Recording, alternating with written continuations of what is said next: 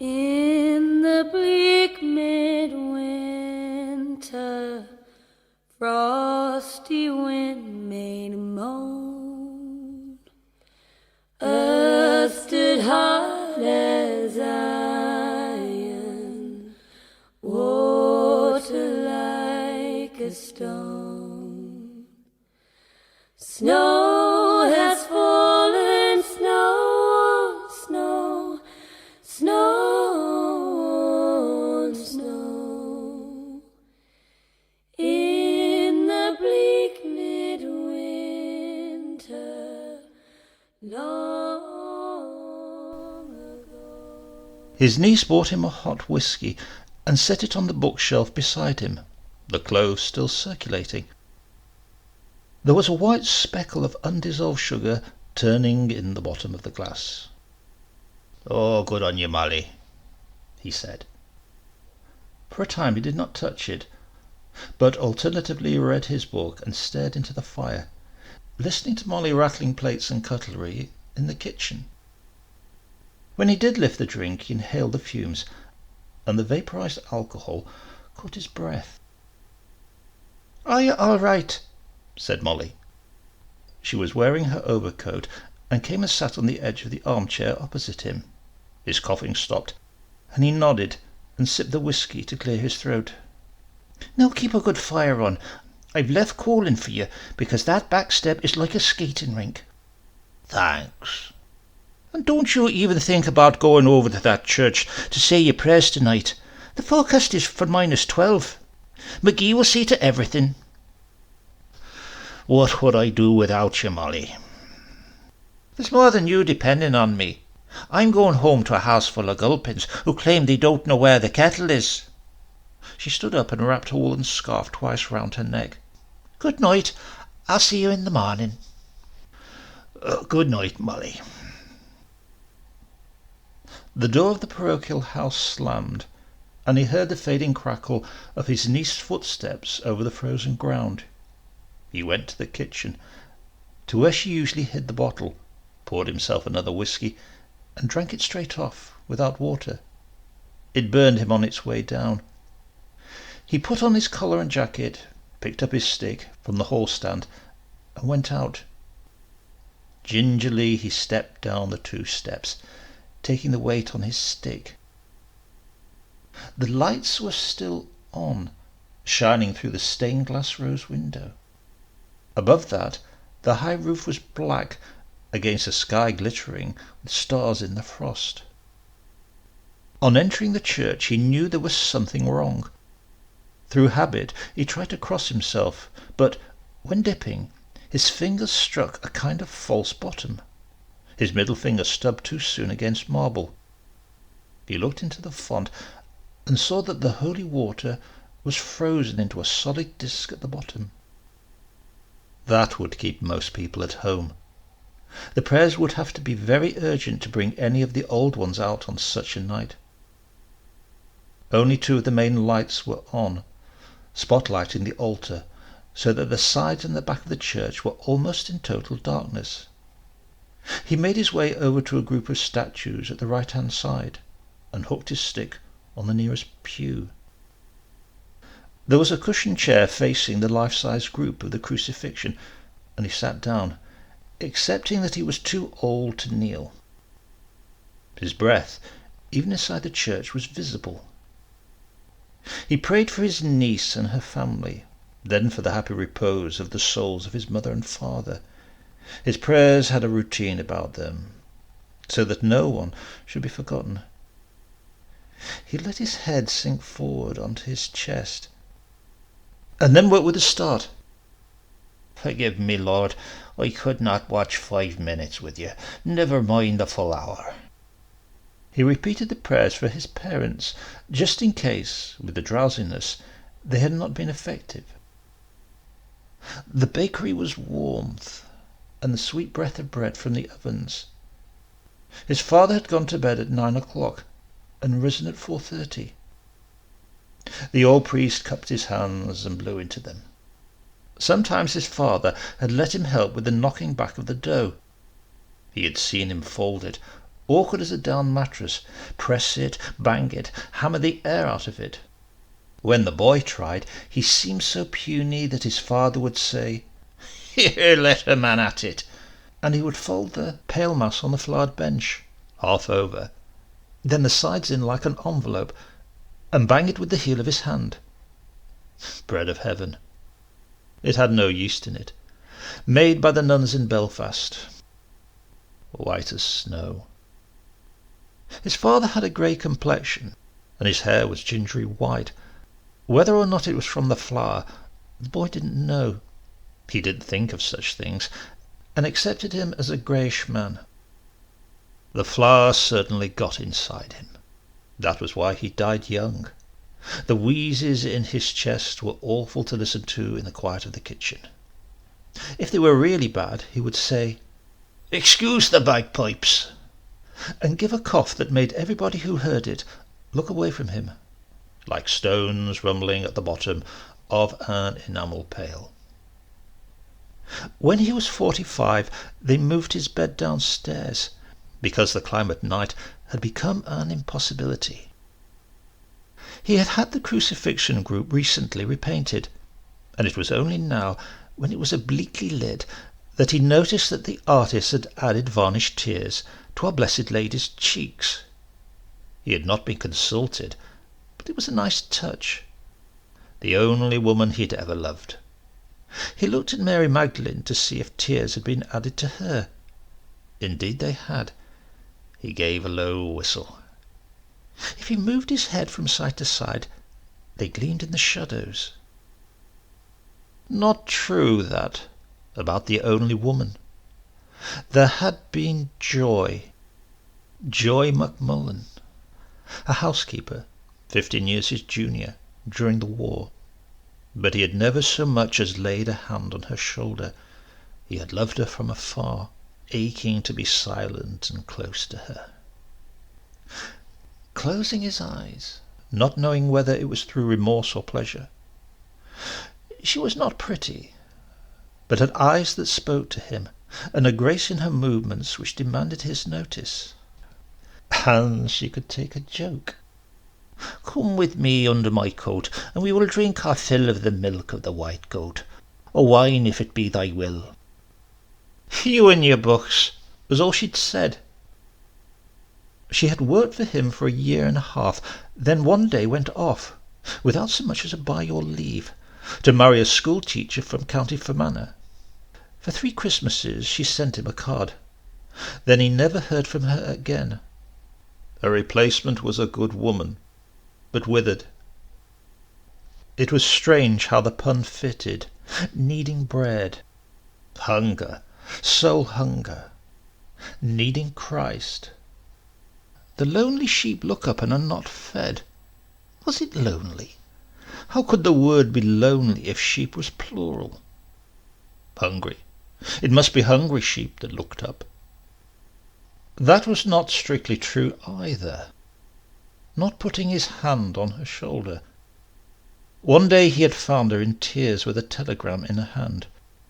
Her younger brother had been killed in the war in France. He had put his arms around her and felt her sobs, felt her haunch against his, her chest against his, the bones of her back moving beneath his hand. They had remained so for some time, he enjoying her proximity and her smell. His head dipped, then snapped back up again.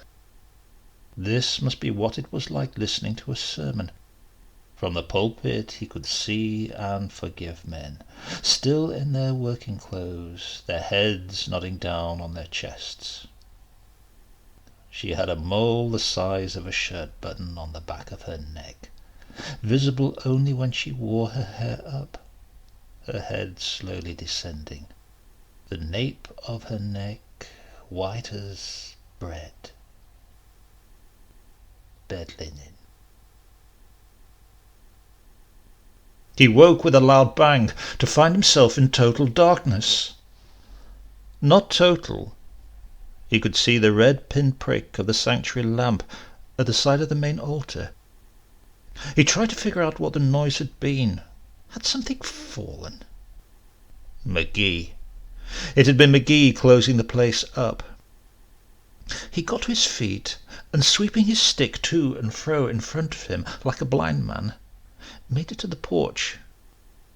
He heard the sexton's distant tuneless whistle fading. He tried the door, but it was locked. He banged it with his stick. The fool mustn't have seen him, or saw him, and thought he was part of the crucifixion. Damn it! Turn on the lights, and perhaps he'll see them, and realize something is wrong. He stumbled over a chair left in the porch for people who fainted at Mass. Eventually found the switches, and turned two on. No need for the whole lot. McGee was continually fighting him over his economies. "It's not you who has to pay the bills at the end of the month, McGee. C'est moi." He walked up the aisle, then through the sacristy, to try the sacristy door, but it too was locked from the outside. McGee was efficient, if nothing else. What a pickle to be in! There was no phone. In the church he was cut off from the outside world. If the worst came to the worst, he could sleep on the hassocks the altar boys knelt on at Mass. He was beginning to feel tired, but something told him that he should not sleep. He tried some of the windows, but they had become so cemented over the years with accumulated coats of magnolia paint that he knew it was hopeless. Very tired and breathless with straining, he wandered out onto the terrazzo altar, jigging his knee instead of a proper genuflection as he passed the tabernacle, and stood looking down the church.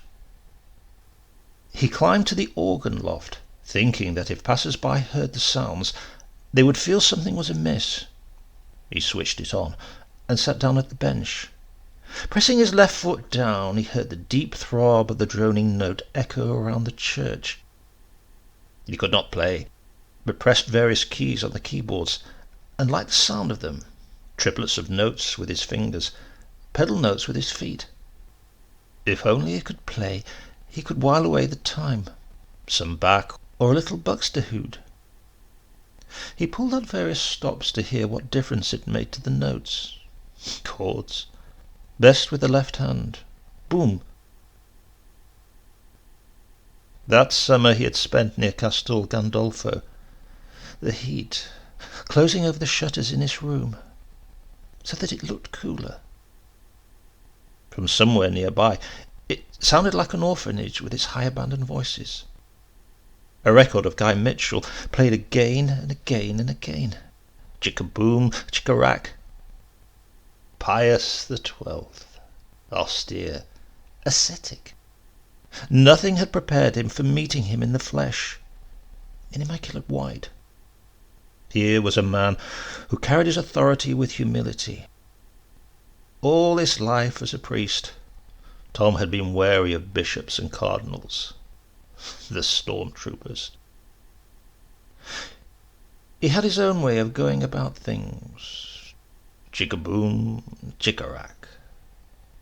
Chicka-boom, chicka-rack. He looked up into the mirror on the organ and saw a figure sitting in front of the main altar, her black shawl up over her head. He turned and went down the stairs and up the middle aisle. There was something in the tilt of her shoulder, the way she sat, that made him guess who it was. He walked up the middle aisle and paused. She looked round at him. "Mama." She patted the hardwood on the bench beside her. "Sit down, Tom," she said. "Are you sure you're warm enough? It's bitter cold." "Poor Tom's a cold." "What?" "It's a quote from King Lear, a play, mother." "Oh." "What are you doing here?" Her face was older than he had remembered it. Small pouches, the shape of half-moons, lay beneath her eyes. The left eye wept water, which she dabbed away with a handkerchief, bunched like a drumstick head in her hand. "And how are you?" she said. "Fine. Molly, Bridie's girl, is looking after me now. Lives just round the corner. If you'd arranged it yourself, it couldn't have worked out better." She reached out her hand and touched his. She was colder than he was, and what little heat there was in him seemed to leave him and go to her. He shuddered involuntarily, like the way he did sometimes when he emptied his bladder. The heat was leaving him. "I never liked to touch you," he said, "and you continually made me. It was my condition. I thought it was the wind. Rubbing my back used to relieve it. I'm sorry. If I'd known, I wouldn't have asked." "Don't be like that. At least let us be pleasant to one another. Tell me something happy." She looked down at her hands and began to rotate a wedding ring. Her knuckles were red and swollen. Whether with work or the cold, he couldn't tell. "The day you were ordained I was happy." She smiled. "It was the first time I ever tasted pineapple." She dabbed at her eye with the handkerchief. "And the day you were born. The days all of you were born. God rewards you with happiness for the struggle. Being celibate, I don't even have my Cordelia to weep over." "What does that mean? I don't like that word celibate. It gives me a funny feeling. Talk about something else." "I've lost me teeth. I have to wear false ones, but I take them out when I'm saying Mass. Somehow I feel it's not right. Christ's body and blood. Wrap up warm, Tom. You're beginning to look very pale." "And I feel sleepy." "Your skin is like ice. You mustn't sleep. Not now. Move about." "I will. You're right." He got up from the pew and moved on to the altar. Time was when he would have had to open a gate. Now it was all different. The congregation had to be part of the Mass. It was even wrong to call it that. It was the celebration of the Eucharist now. Hard to teach an old dog new tricks. God be with the days when the whole thing was in Latin, and he had the privacy of his back to the people. Now he was like a master of ceremonies at a meeting in the parochial hall. He took the 2 hassocks for the altar boys and laid them side by side. "Mustn't sleep." He looked back over his shoulder, but his mother had gone. In the vestry he opened the wardrobe door and took down a cope encrusted with gold braid and embroidered in heavy-coloured threads. Done by nuns. Dublin this time. He carried it onto the altar and found that he was exhausted by the effort. Had I the heavens embroidered cloths, enwrought with gold and silver light? He sat on the first steps of the altar, then lowered himself onto the makeshift mattress. The cold radiated from the terrazzo floor. He pulled the cope up around him. It was rough and jagged against his cheek. He pushed it down a little and lay staring at the perspective of the middle aisle. Someone moved in the shadows at the back. He said, "Who is it?" but the words barely came out. Then a figure appeared and walked slowly towards him. She was dressed in a white blouse and grey skirt. Her hair was up. She came to him, stepped out of her shoes, and sat sideways on the strip of carpet which led up the steps to the tabernacle. He lifted his arm with a great effort and raised the side of the cope, beckoning her. She smiled and lay down beside him. "We need do nothing except be close, be warm, be joy."